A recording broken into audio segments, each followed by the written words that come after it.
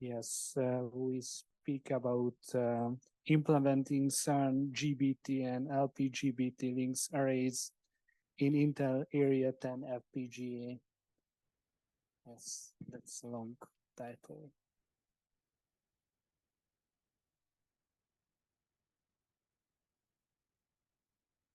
Thank you.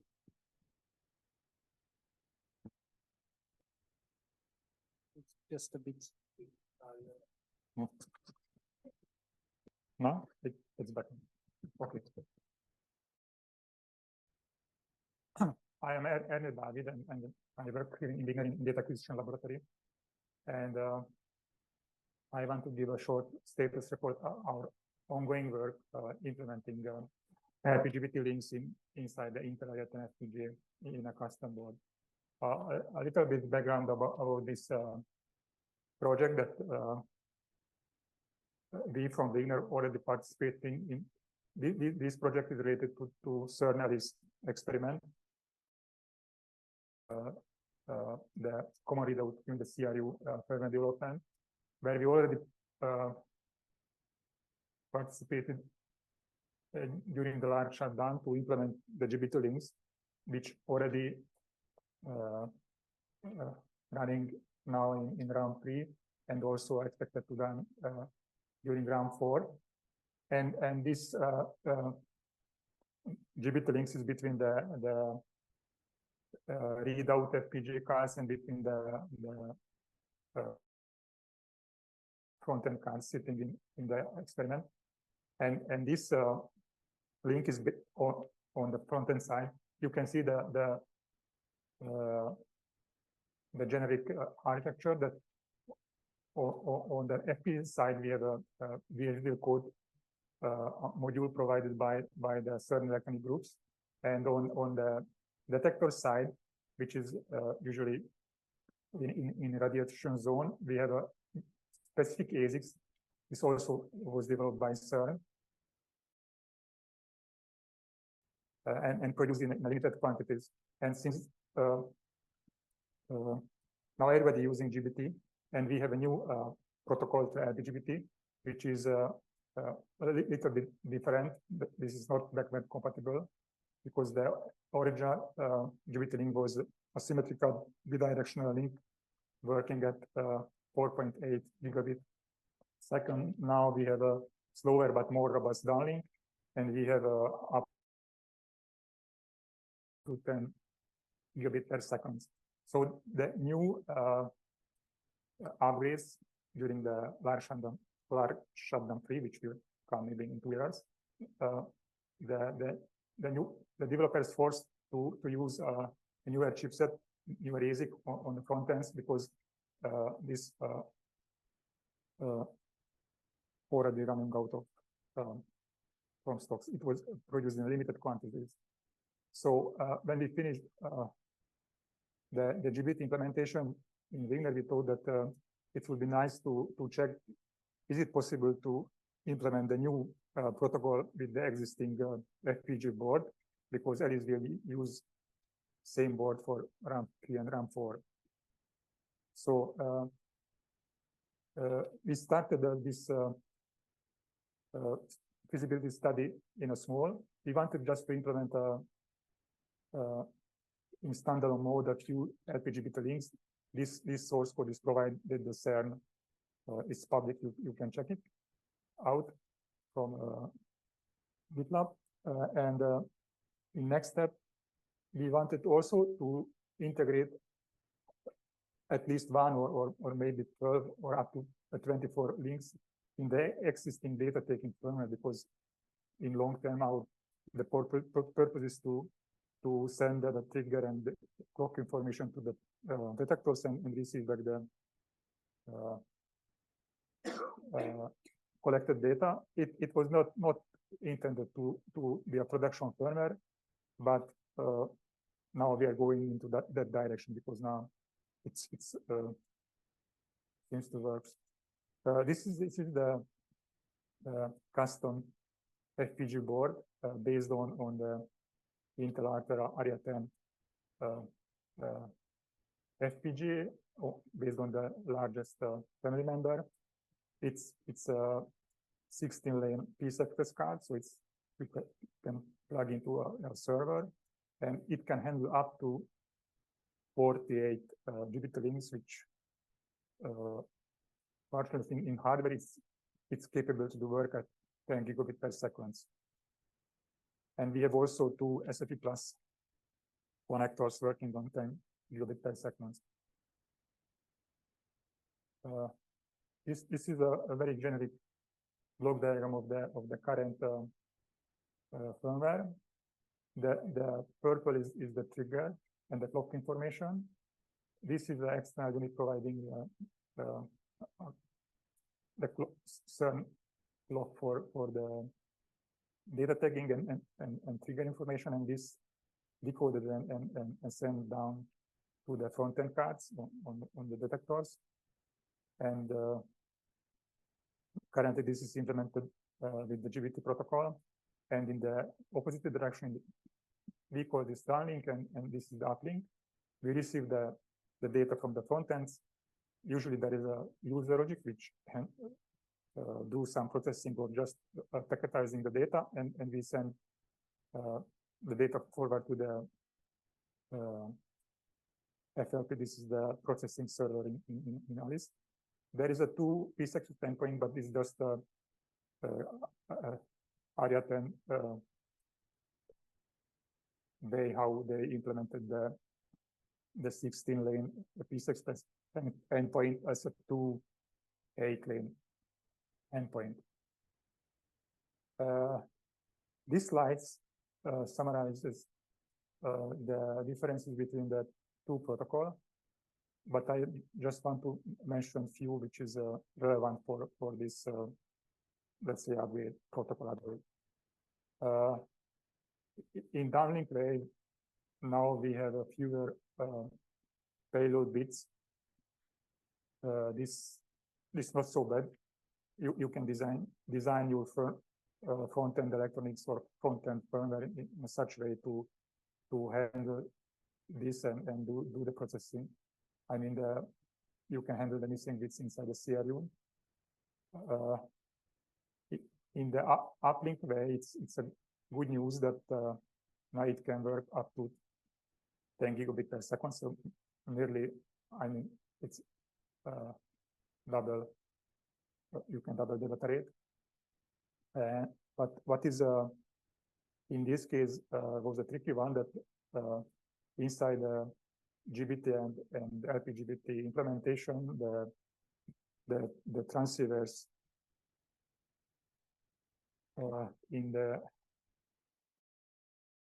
use the 240 megahertz for sending the packets to GBT packets to the front-end cards. Now we have to use 320. This came from how the transceiver organized in current generation of the FPGA high-speed transceivers. Okay, this is the currently used solution. The main message here that this is the source of the clock and the trigger. We receive this with the so-called 10G-PON RX unit. We extract the clock and trigger and send through some external jitter cleaning, and we use this for the GBT transmitter block as a reference block. Inside FPGA, when you want to pass multiple bits in parallel between two clock domains, you have to be very careful to don't violate the setup and hold the time variations at the receiving flip-flops. And in this case, we use the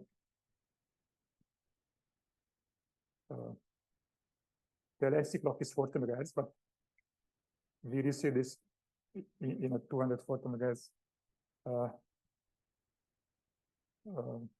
I say 240 megahertz, which is 6 times more than the 40 megahertz. And we didn't went back to the 40 megahertz. Instead, we used directly this the GBT because the both reference clock was same. So this was easier and it works quite well. But now with the lpGBT, there is a problem that we have to replace this clock domain with 320, which is not a direct multiplication of the you cannot go directly from 240 to the 320 because there is a problem that in the 240 you have 6 rising edge during the single 4 megahertz clock period, while in the lpGBT case, when the TX parallel clock is 320, you have 8, and you can pass the finger information in a reliable way only if you somehow synchronize this when you sample the data information in the outgoing clock domain. And basically how we managed to solve is to use a single PLL, which in one step divides the incoming 240 megahertz by 6. So we reproduce the 40 megahertz and also multiplies it with a fraction number to produce the 320 megahertz, and use 2 separate phase aligner logic, which at the end managed to keep this side in deterministic relation to the incoming side. Without going too much into details, we can break this into two steps. We receive the over the trigger connection this 240 megahertz reference clock or RX clock with 1 bit information when the 40 megahertz is when the rising edge of the 40 megahertz, and we try to divide this clock with 6, but since we cannot control when at which rising edge we start the division, there is a 6 possible phase of the recovered 40 megahertz clock, and only single position is will provide the deterministic and safe transfer between the two clock domains. So this little design manage this. The one thing is that since it's a static position is random, then we have to check the actual phase. If it's not, then we try to reset the IOPL and get a new position. In theory, maybe this sounds a bit tricky, but in practice, this fortunately evenly distributed, so in infinite time you can lock the IOPL at the proper position. On the lpGBT transmit side, we have 8 rising edge per 40 megahertz clock period, and since on this side we are producing the start bit for when we want to send out the package, which basically this two log phase between the input and the output, we have to control this enable bit properly. But now we have 8 possible positions, and if we start at any position and we check if it's not, then we can just shift, skip to the next position, and in this way, in worst case, in 7 steps, we can find the proper position, and then we found on both sides the proper position, then basically we can start to send down the packages. This is the actually implemented connection which provided the best results.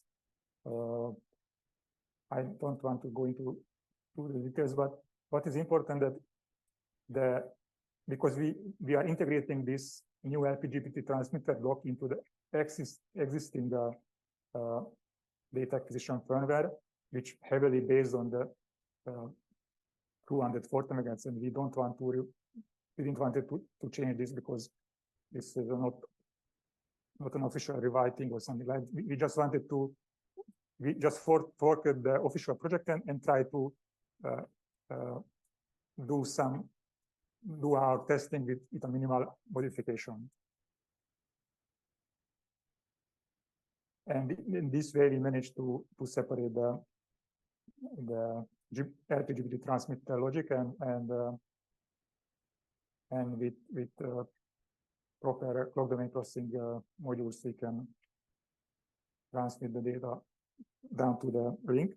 And yes, and this is about the test setup, how we measured or tested this. First, we had the CRU unit, the custom FPGA board with Arria 10 sitting in a server computer, and the other side of the link is the ASIC. So we got one so-called VLDB plus this lpGBT demo board from CERN, and we also needed this so-called local trigger unit, which is producing the clock and the trigger information in a highly specific way. And we use just a simple oscilloscope to trigger the data taking and monitor at least two signals, one coming from the CRU and one coming from the VLDB board. But in more enjoyable style, you can see this is the oscilloscope. This one is the source of the clock. This is the lpGBT, the board which is hosting the lpGBT ASIC. The FPGA card is not, the server is not visible on this photo. And it's a very simple test. You start your firmware, you provide the input clock, and you just check the display of the oscilloscope. And if everything is stable, then you are done. Of course, in the beginning, it was jumping left and right and so on. But a very simple, you can check this with a very simple test. There is on the oscilloscope, there is an infinite persistence mode when you just measure everything on the same place and never delete any point. And if, let's say after 1 hour, if you just see a single line, then your signal was stable during the whole period. If there is some widens, then that will return. Of course, this can be measured in more professional way, but for the very basic test, it's okay because the error steps in this case is in several nanosecond magnitude. So you can clearly see the problem if it exists. And the requirement is that you must provide this stable deterministic log distribution between powering the FPGA board, reconnecting the cables. So it must came back to exactly the same position. So this was the first test, and we passed this successfully. And now, in meantime, Wigner was also accepted a role in the new Alice focal detector development that we provide a user logic inside the CRU. So we already went forward. This slide. So far, what I described is just and between the Arria 10 FPGA. there was a little supporting software and so on, but there was no real connection between, let's say, the Linux user space and between what is happening inside FPGA. But now it started to integrate into the software. I mean that you can see that some status registers already readable by the data tracking application. This is the new frequency, so it's not at 40, but instead of 320. But of course, this is just the first step. We also try to test the data communication, that we send down some pattern in that 32-bit payload, which is available for the downlink, and we check that in the we loop back that data group inside the lpGBT ASIC, and we can check that at the FPGA level. Yes, a summary. So we managed to build a CRU family 12 lpGBT link. We selected the 10 gigabit version because that was the most hardware, I mean the most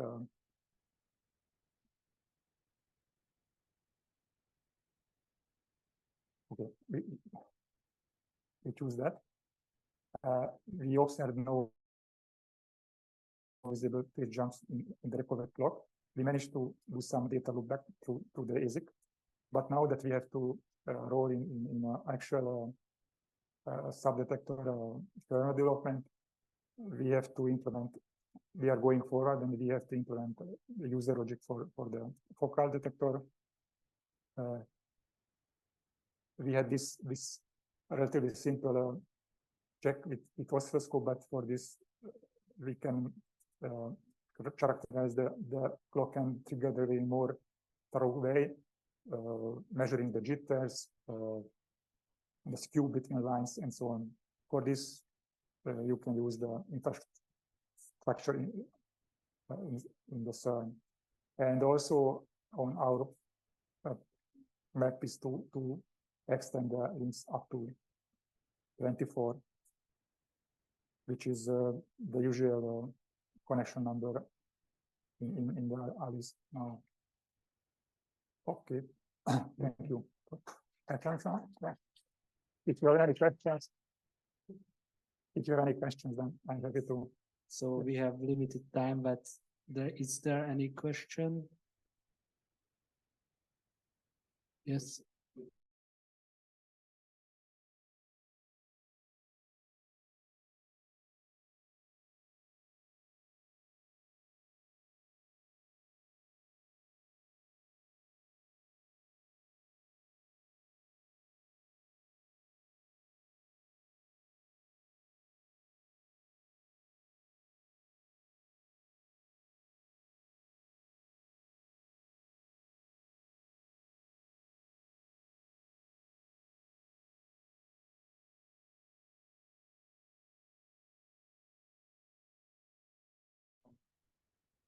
That group is voted for VHDL.